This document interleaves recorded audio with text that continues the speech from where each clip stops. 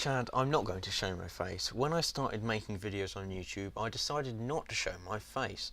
It doesn't make me a coward, it just grants me anonymity. What you read into this is worth fuck all. So I pronounce a word wrong. That's it? That's your attempt at character assassination. Oh, and you know what's retarded, Chad? Saying that people who pronounce words incorrectly are retards, because there are plenty of very intelligent people with speech impediments, you fucking idiot. You also lie here because I've never said 5:30 in any of my other videos, so I couldn't have mispronounced it in the manner you describe. Chad, asserting it follows from the premises is worth nothing. What is needed is for you to show how it does. You fail to do so. The fact that William Lane Craig uses it means precisely nothing to me. You say that even people from your own camp admit the conclusion follows the premises, but you fail to cite who and where they said this. Again, this is a baseless assertion without any evidence. Chad, you asserting it's my only option means nothing. Seriously, I like how you think you can just assert something loudly enough and I'll go, well, okay then. Chad, there's a difference between an uncreated creator and the uncreated creator. If your claim was that an uncreated creator was your only option, then I would not have made the objection that the creator of the universe, the one this argument is centred on, could have been the progeny of an uncreated creator.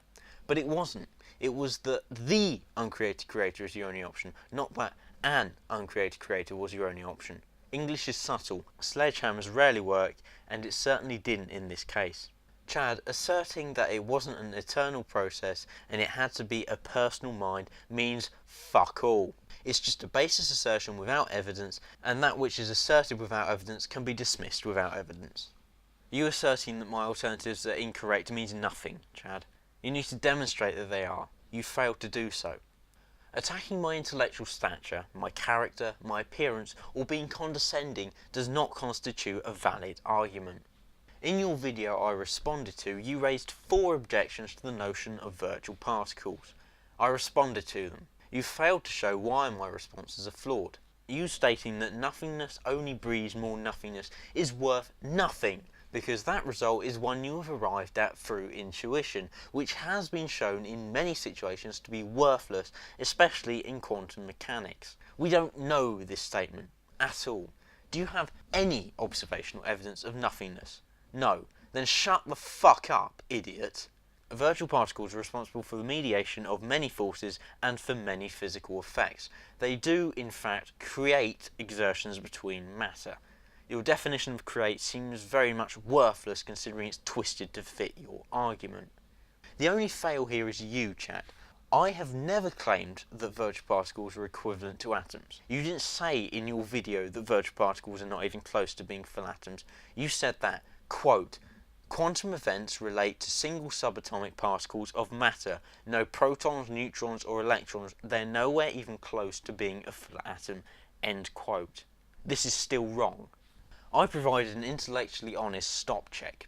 You attacking it just goes to show how dishonest you are, because you are certainly not an expert, but you are more than happy to pretend that you are, with a witless smug smile on your face like the grinning idiot that you are.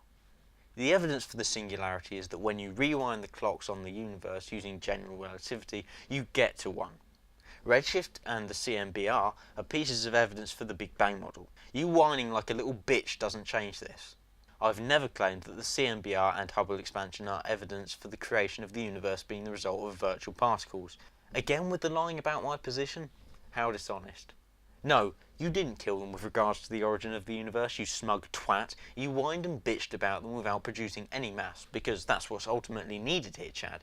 Whose word am I going to take? Theoretical physicists investigating quantum effects in relation to the origin of the universe? Or some moron sitting in his bathroom who has made himself judge, jury and executioner on these matters?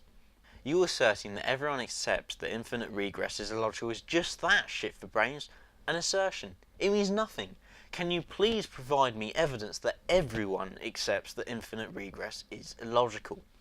This is amusing, Chad. You sit there existing, then you say that if we had an infinite amount of time for us to come into being, then we should have already come into existence. It's a real lol what moment, because, psst, Chad, we clearly have, you moron. Humans die, they are not immortal, so your infinite line example is useless. You've proven nothing, Chad. You've simply asserted it is so without providing any evidence. Your assertions do not constitute proof. My options still stand because you failed to address them. You've just asserted that they are wrong on the back of the various assertions you've made in your videos. I'll let you in on a secret, Chad. Your assertions mean nothing. Your view on heat death is wrong, and I doubt that every scientist you've spoken to says that heat death is going to be the definite fate of the universe. I've watched your new cosmological argument video. It adds nothing of substance to what I've already been over. It is intellectual dishonesty of the highest order to claim that this argument cannot be debunked. Such an assertion shows how insecure a foothold the argument has. It's truly pathetic. You failed, Chad. You only seem to be passably intelligent when you repeat William Lane Craig's arguments. This display from you seems to go some way to show that this appearance of intelligence is actually an illusion. Goodbye everyone. Thanks for watching.